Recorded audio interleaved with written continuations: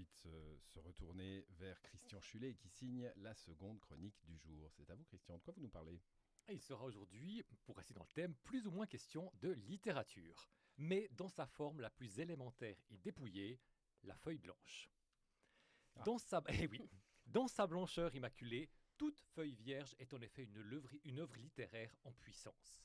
Le trait de plume qui la féconde lui en fait voir de toutes les couleurs. Avec Stendhal, c'est le rouge et le noir. Avec Gide, ce sont des blancs et des noirs. L'Afrique et l'Europe s'entrecroisent, s'entremêlent, s'entrechoquent dans son voyage au Congo. Noir et blanc. Deux couleurs qui n'en sont pas. Deux qualificatifs pour désigner les humains selon la couleur présumée de leur peau. Mais franchement, à part sur un échiquier ou dans un dessin animé, avez-vous déjà vu un personnage littéralement noir ou blanc ?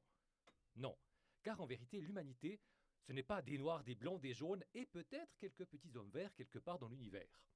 C'est tout simplement 50 nuances et bien plus encore de brun. Du brun clair au brun foncé, avec tout de même quelques petites notes de rose pour montagne porcelet. Nous sommes tous de la même palette chromatique. Et il n'y a pas qu'à la couleur de la peau que peut s'appliquer une vision en nuances pour appréhender les différences. Voilà, c'était la petite réflexion philosophique à 4 sous du dimanche matin. Très bien, très bien. On continue. Voici que, de mot en mot, notre feuille a perdu de sa blancheur initiale. De toute façon, l'objectif n'était pas de parler de sa couleur, mais de sa matière. On en produisit à Vouvry et à B. Au pays d'en haut, on le découpe avant même d'avoir eu le temps d'y griffonner le moindre mot. On peut en faire des avions, des bateaux ou des cocottes. Il peut être de toilette, de verre ou de soie, le papier. Futilités et frivolités n'étant pas admises dans cette émission, n'est-ce pas ? Voilà. J'envisageais donc de parler papier plutôt que chiffon. Mais le papier, il faut bien le chiffonner pour marquer un panier en visant la corbeille ou le foyer. Et une fois au feu, lorsque les flammes le lèchent avec avidité, son temps est compté. De la fragilité du papier, André Gide en fit l'expérience lorsque son épouse Madeleine brûla 30 ans de correspondance. Si sa femme fit œuvre de destruction, sa fille fit œuvre de conservation.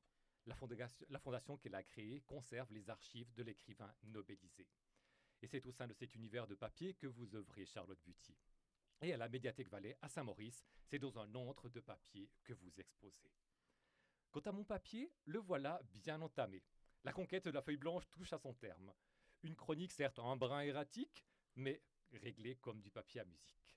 Et la conclusion, comment la torche-t-on ? Eh bien, en chanson.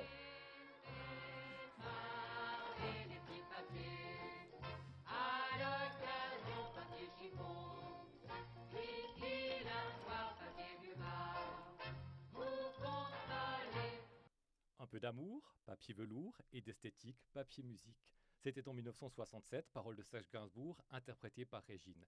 Laissez glisser papier glacé, laissons les petits papiers nous emballer. Les petits papiers, papier de riz ou d'Arménie, qu'un soir il pluie papier maïs, pour réchauffer. Régine. Et Christian Chulet. Merci à vous, Christian. Avec le lien entre le papier, l'écrivain, Gainsbourg, Régine, Christian Chulet. Quel panthéon.